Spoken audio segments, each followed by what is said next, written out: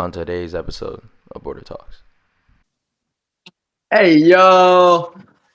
What's going on, y'all? Welcome back to Border Talks with your host, Shaft and Brian. What's popping, y'all? What's poppin', sir? B, what's been going on? We had a week off. What you do in that week of time? I was waiting for you to get flipping Wi-Fi so we can record. Yeah, so we were having a problem. No, you was having a problem. Not yes, me. You. Yes, me. But I have a so why roommate. is it we? Because I have a roommate. But he's not on the pod, so it's you. Yeah, but still, it's we. There's two people live here. It's we. Get your money up, B. No, we had a problem with our Wi-Fi. Our landlord didn't install the Wi-Fi for like 2 months, and they came and installed some type of Wi-Fi.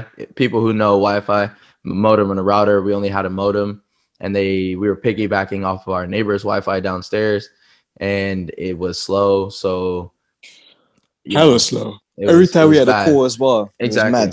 So, and that was obviously because we didn't have our own Wi-Fi, right? Our own separate modem and router. So I told them, hey, you got to get that set up. And obviously, we figured it out last week around Thursday. Yeah, he told me last week. It was like Wednesday or Thursday. No, it was like Tuesday. It was like Tuesday last week. We got it set up, and now we are all Gucci to run the potty. But Brian also had a little bit of busy schedule, and we figured it'd be better to run our podcast this week. So now we're back up and running, guys. Get you guys that great content that you need and you love. You feel me?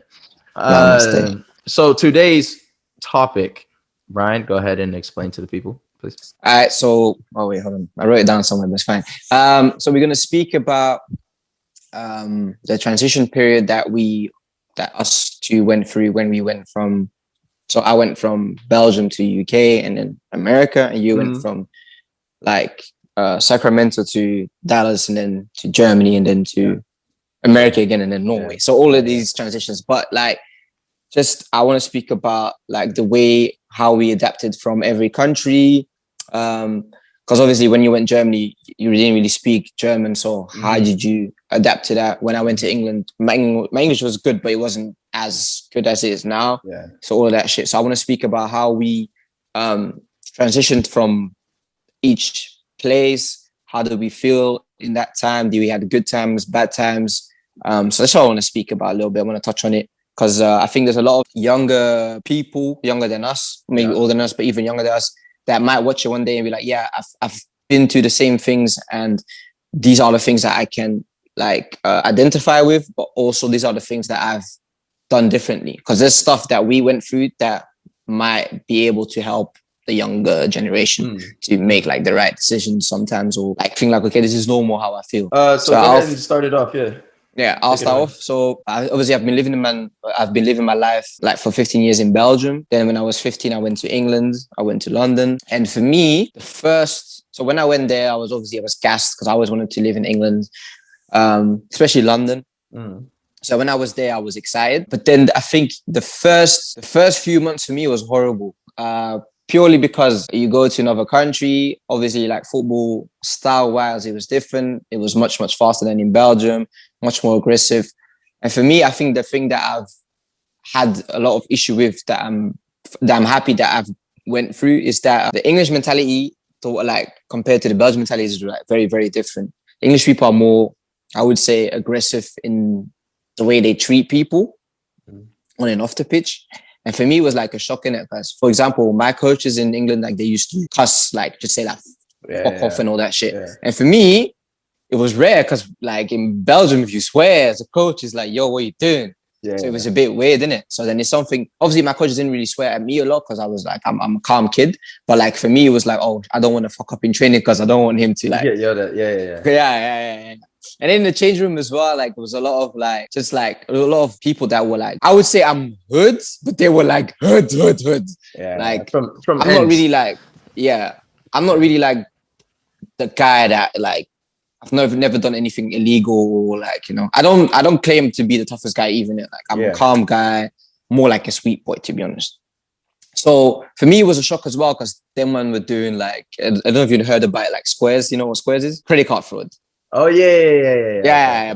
Credit card fraud. They were doing a lot of things, and like obviously some of them were gangbanging as well. So for me, it was different. So I would in the change room, I was always on edge because you didn't want to mess with the wrong person or like.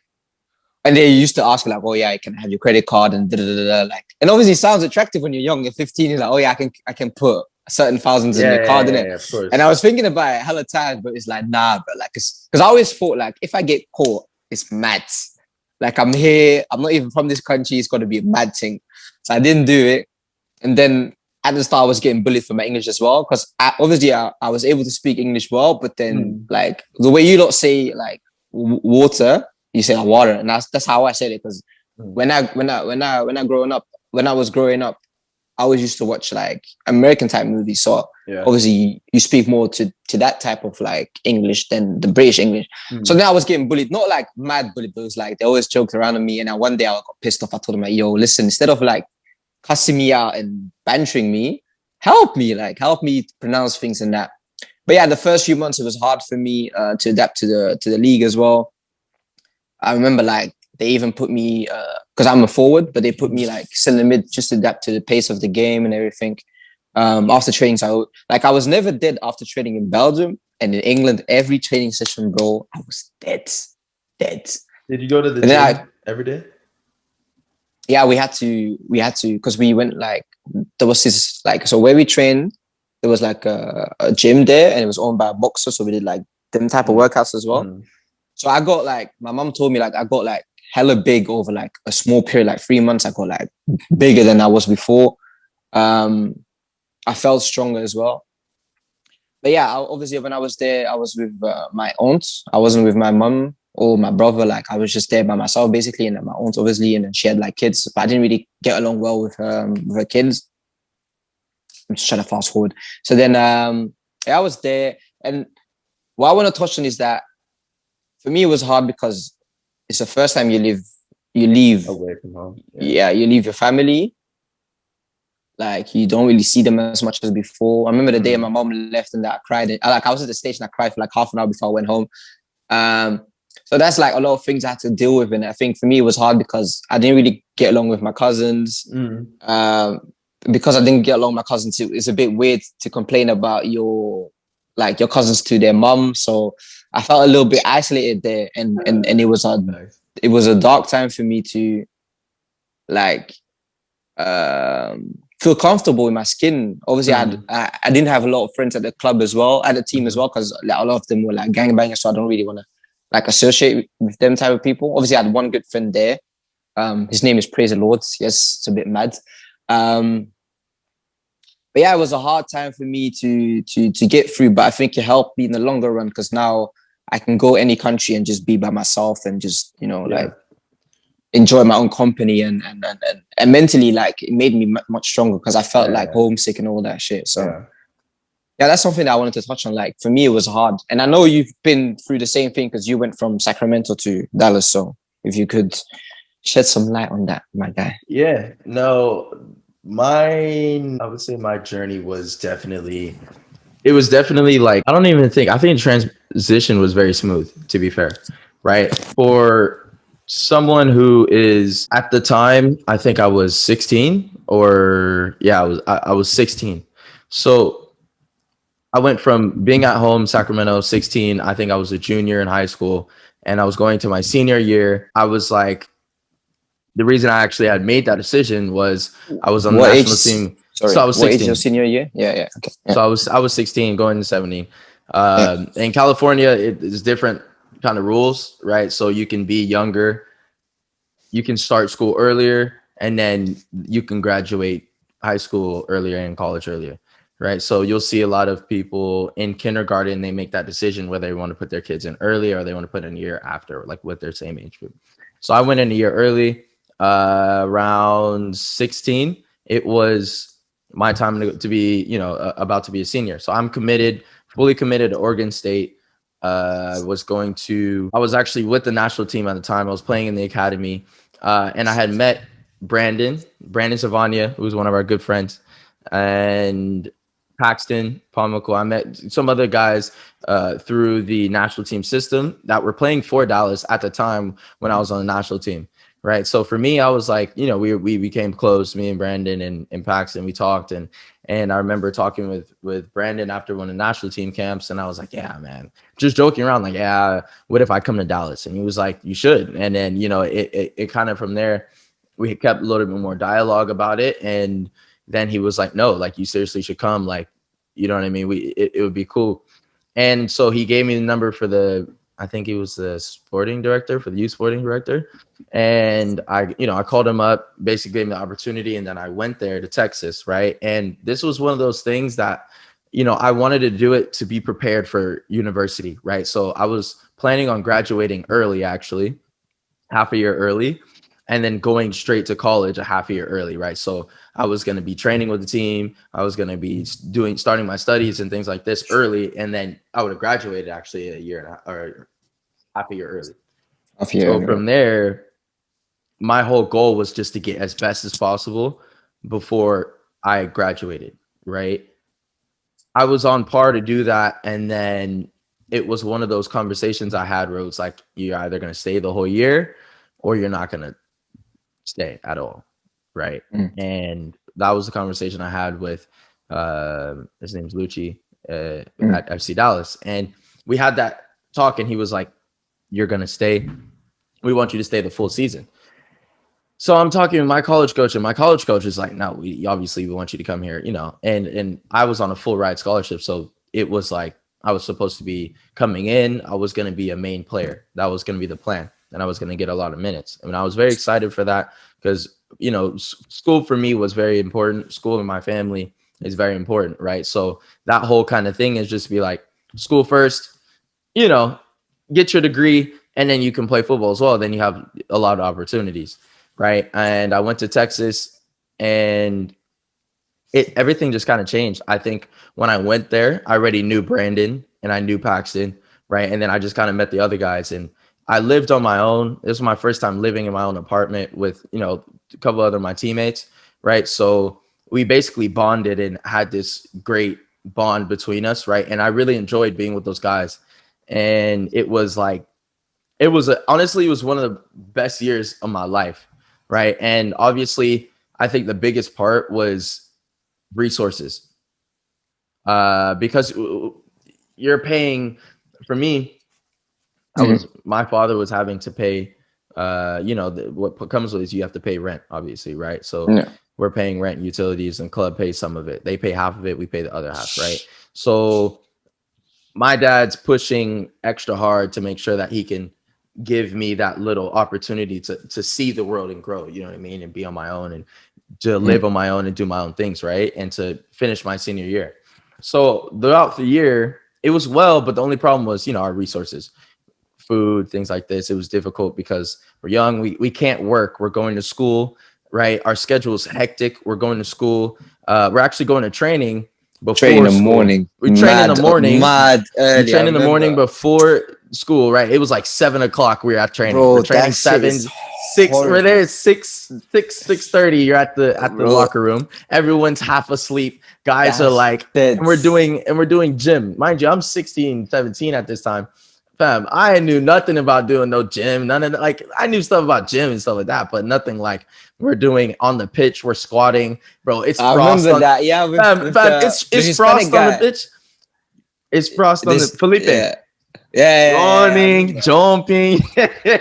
So it was such an interesting time because it was a complete switch, right? Schedule switch, everything, right? And it was a very weird thing to go from being with your family to then moving alone with like no dependency. Like, it was just straight, hey, you got to figure it out. You know what I mean? And from there, we were obviously getting helped a little bit by the club with like food, meals, and stuff like that.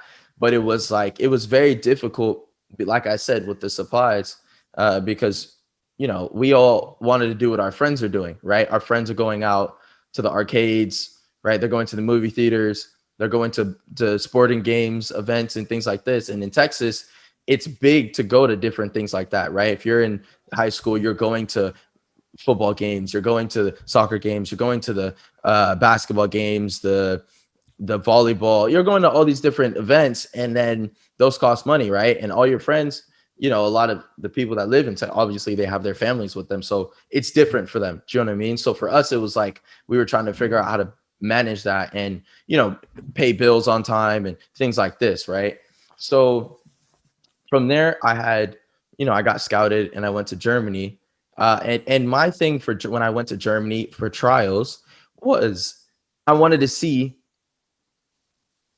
how it was going to be, right? Because at that time, when I was senior year, I was playing with the national team and we were under 18s. I want to say, yeah, under 18 national team. And we were traveling. We had played Russia. We've gone to Slovakia. We played France. We played these different teams, right? So for me, it was like, okay, I've played some of the, some really good competitions, and we haven't played Germany yet, right?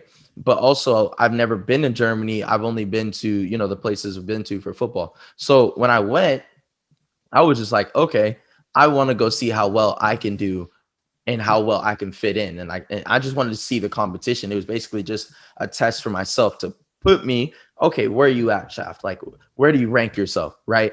Mm-hmm. So when we went, the first time I went to Hamburg, right? Hamburg SV on trial. And I was there for a week. And this was like one of the best trials I had. That trial was amazing. I killed it, right? I trained with their under 21s and I trained with the under 18s, and then destroyed both teams, was doing so, and offered me a contract. Contract was too low, right? So here's what I thought about, right? And this is for all you kids that are thinking about the same situation. Maybe you have opportunity to go overseas and you have opportunity to go to school. The deal I made with my father was, okay, my father actually came out with me to that trial because he also wanted to see, right? And he came with me and I killed it. And he's seen that, okay, Shaft has potential to really do something here, right? So the talk we had was, your contract that you get offered has to be higher than the contract is offered for your scholarship at university. Yeah. And that was what we agreed on, because obviously there's an opportunity for free school for 4 years to get a free degree, and housing, food, all of this is free, right? Mm-hmm.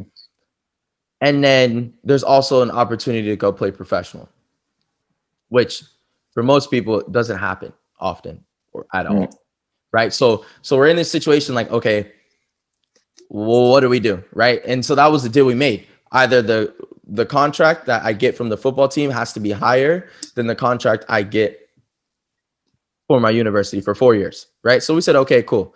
So when we went to Hamburg, it was way too low, so we said no. But my agent at the time that I had just signed with, he had seen how well I did, and he was like, oh, okay, I see now that you did this, I can take you other places, right? So the next place I went to, which I knew nothing about, was Red Bull Leipzig, RB Leipzig for those people, RB Leipzig for the Germans.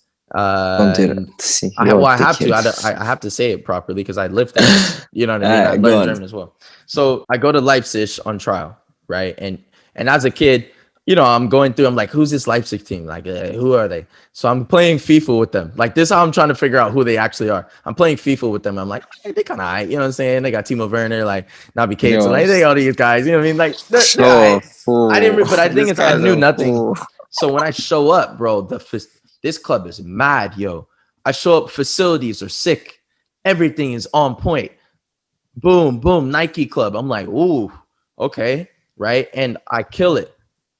Bro, I wasn't even there 3-4 days. They offered me a contract. I get there Sunday, train Monday. They offer me a contract Thursday. And it was like, you get that feeling when you're, all right, this is right. The trial was nice. Living looked pretty nice. And I was like, yeah, let's do it. And I showed my dad, and the numbers look good. And he was like, you got to do it. You know what I'm saying? And it's one of these things where you got to ask yourself this question, people at home, kids that are coming up. Will you ever get this opportunity again? Right? Like, the risk it's worth it, right? Like, you went and you tried. You can't ever say you didn't take that opportunity. Like if I didn't take that opportunity, I would be beating myself. Because imagine if I didn't, if I'd never had that experience and I would just went to 4 years in college and went to a USL team or a MLS team. There's nothing wrong with those. I think they're a great opportunity as well. But compared to going to a European club, a big European club that was in Champions League the year I went, fam, there's no comparison, right? Like I'm glad I did, and I would never say no, it was a bad idea. None of that. It was amazing. It was great. Great experience, great opportunity, right? So I graduated high school. I moved out to Germany, right? And when I moved out to Germany, I was learning German, and they were serious. They're strict. Like Germans, they're strict about Germany, right? Yeah, you better learn. You're gonna learn. Like when you come here, you're gonna learn. If you're young and you're not on the first team, you're gonna learn. Like that's it. So when I showed up, I had 6 lessons a week, right? 3 German lessons and 3 football German lessons, right? Soccer German lessons for the people, but it was basically they have their own dialect. In Leipzig, it's Eastern Germany, right? So they on the pitch when you're about to play, right? And when you're playing, they have a different lingua when they're talking on the pitch. So other Germans, it's basically like their cheat code in the way they talk to each other because you won't understand, right? And obviously, if you know, but most people don't know the words and things like that because it's specific to this club, right? So I'm learning football German as well as I'm learning regular German. And my 3 months, I was getting fluent. I was getting there, right? And if I had stayed there 2 years, I'd have been, bro, like known it like the back of my head. Like I would have, it would have been easy. You know what I mean? And I think the experience being there, it was just very tough for me at that age, right? Because I had just gone from living alone, right? On my own, no rules. You make your own rules. So if you're paying your own bills, you're basically your own adult at that age. I was 17, right? I get there and it was a complete switch. It's like back living under someone else's roof again, right? Yeah. And it was very tough because there wasn't any outlet from football, right? I was always surrounded by the club. I was always surrounded by the same thing. And now a lot of people think it's like, oh, that sounds great. It's not as great as you would think, right? When you come from being alone, right, and under your own roof and making your own decisions to being confined, for myself, it was very tough, right? I think that's the big difference between us. I think I would enjoy that situation more than the other. I think I would enjoy more being in maybe like in a more confined space, but I think that's just based on how our personalities, characters are, like how our personalities are in it. I think you're more I think of us two, and I think this, you're more of the outgoing type than me. So I think you would flourish more in a space where, like you said, you're more alone. You can have your own rules. You do whatever you want to do. And I think for me, even though I want to do whatever I want as well, I think I would enjoy it maybe more than you at that time. And that's maybe something that I needed. So that's something that I want to give as well. Is like, you need to find, so when you're doing all these type of things, you need to find what's best for you and you need to try it out. So that's why I think for us, it was beneficial that we did it at such a young age. Now we're like 20, 21, 22. We can actually like say like, okay, this is what actually needs for me to have the best results in life, in football and everything. Yeah. All right, go on. Yeah. Finish off your point, sir. So exactly what you were saying, like for me, it just didn't work, right? Because I think it's very tough, and a lot of people can agree to this, is when you move out of your parents' house, you can't go back to living with them. Nah. And that's the thing that a lot of adults will realize, like once you move out and you've been away from your parents and you've done your own things and you've made up how you want to live and in your own rules, and I want to keep this clean and I want to do this and I want to eat this food, like it's very tough to go back to living under somebody else's roof, right? Yeah. And that was something that it was tough for me because I didn't really feel homesick ever. I was never really homesick when I was in Texas. I was never homesick, right? But as soon as I got to Germany, because I had the freedom. No, it wasn't because But of that. It was because I had the freedom, right? yeah, And I know this, and I understand because I know myself now.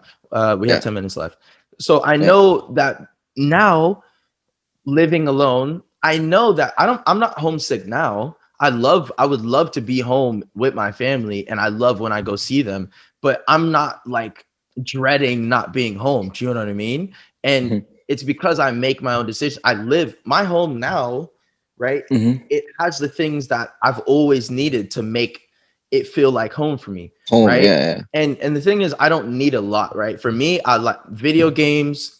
I just need to be away from the vicinity of the training facility, right? And I yeah, think something, this was yeah, something that it's tough for kids who live in academies and things like this because they don't get separated. You see the staff 24 hours a day. You see the pitch, like it's lovely. It's nice to be around the training facility, but man, it was tough, right? Because when I wanted a break, when I wanted to go take a step away and just be out of that area, I couldn't. My room is upstairs, right? The yeah, training yeah, pitch yeah. is I remember, downstairs. yeah. Like I, it's very difficult to be in your own space. And also when you have people checking in on you, got chaperones and you got people basically telling you what to do. You got to be in your room at this time.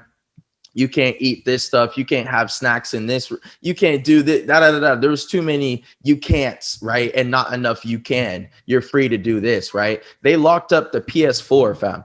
Like when I tell you, you have to ask them to play video games. That's what are we, 12? You know what I mean? Like, come on. I'm about to be 18. I've already lived this life, right? I've lived this life. I've lived this adult life in a sense where I'm paying bills and being on my own and doing all these things and knocking responsibilities out to then but coming back to a place where it's like you're back as a child and they're treating you as a kid. And I'm like, yo, you know but what I I have a mean? Like, question. yeah, go ahead. Don't you see like, so now that you're older, don't you see like the benefits though from when they did that? Nah. You don't, because No, the thing is, I see what it mhm. it has helped for me, right? I see what it has told me and what So what information it has gave it to me. taught you? It basically has told me, Shaft, you need to be happy off the pitch. Yeah. If you're not Because happy off the pitch, then you're not going to succeed. Like you'll. The thing is, I can play football, right? mhm, And football is football, but mhm, I was so unhappy off the pitch that on the pitch, even when I was playing, I was having a good time because fam, that's what I'm here to do, right? But mhm. when it the rest of the day, because as footballers, we train a total of maybe 4 hours. Like our training session, us being there, maybe a total of 4 hours, maybe a Mhm. total. That's pushing it even still, right? If you're going to a where you just showing up, you're training, and then you're leaving, you're maybe 2 hours, right? Where you show up 30 hour before, train hour and a half, and then leave. You're there Yeah, 2.5 hours, right? For yeah. me, I'm there all day. People are coming in because they live with their families and things like this. So whatever, or they live on their own, whatever. I'm at the pitch. So I go to train in the morning. I mean, I go Yeah. to do my German in the morning. Then I go to do my other German, and then I go take my little break. Then maybe I'll do a little study session, a little football session, a little touches with the technical stuff with one of the coaches, and then I would move on. And bro, 2 hours later, we got training, right? And then everyone gets to go. So all the players that were staying there had to stay, but then all the other players they get to go home, right? And Mhm, I think what would have been beneficial for me is if I had my own apartment, then mhm. I would have been so much more comfortable because then I would have been, I love to play at that age, bro. When you're young, you're FIFA, Call of Duty, you're running it up, you're running all the video games up. And I couldn't even do that. Right. And But wait, that was one of my biggest like but relaxers. that's something I wanted to ask though. Okay, Yeah. so I get that. I think for me it would have been hard as well to not be able to play PS4 at that time. That would have been hard. But you said like there's a time where like they were saying that you can't do this, you can't do that. But I think yeah, because you went to, so you was at FC Dallas at a pro team in the US, but then now you're in Europe in one of the main competitions as well. Mhm. I think it's like they have seen a lot what PlayStation might do to players certain foods. So I think they're just trying to like steam you, like prepare you that like, yo, if you want to really do this football thing, it's football, everything. And I know they need to understand as well, like you need your relaxation times and that you need your PlayStation sometimes because that's the way you. But I think they're just trying to. Your camera's gone. Yeah, you probably need to. It's fine. They're just trying to like prepare you for like being like, yo, if you want to be a pro, this is what it's all about. Because I know a lot of pros that are like, yeah, they don't play games, they don't do shit because they know like, okay, that's how I've been prepared in the youth academy days, and this is all the things that you need to do, especially like with food now. You're older now and you're eating towards that. So I think that's one of the things that they probably like install in your mind early. Maybe you didn't see at the time that, yo, this is like, if you want to play football in a decent way, you need to like eat this type of foods. You can't eat this type of foods. And now that you're older, you're doing it though. Maybe you don't know, but it's like relatable. I mean, but the thing is, you gotta understand. You know this more than anyone else. We've been trained to do this since we were kids. Like it's been instilled in us since we were 10, right? Yeah, but like, I've been eating. Different. It's different though. No. The pro attitude is different though. No, well, for me at least, I've been training like a pro and eating like a pro since I was a kid, right? Because I was involved with the national team stuff, and they were 10,000 hours, sleep with your ball, make sure you're eating right. And then also it was like when I was a kid, we were going to things where we were staying the weekend, right? And we got a glimpse of it. They were like, because these are experienced guys that were our coaches that were there, you know, making sure that we're following schedules and all this stuff, right? So at a young 10, 11, 12, 13, I'm doing what we would do now, professional stuff, right? We're going to a place, we're training there, we're playing games, right? But we're staying there, right? So that means, okay, guys, we have to be here at this time. We're going to stretch at this time. We're having lunch at this time.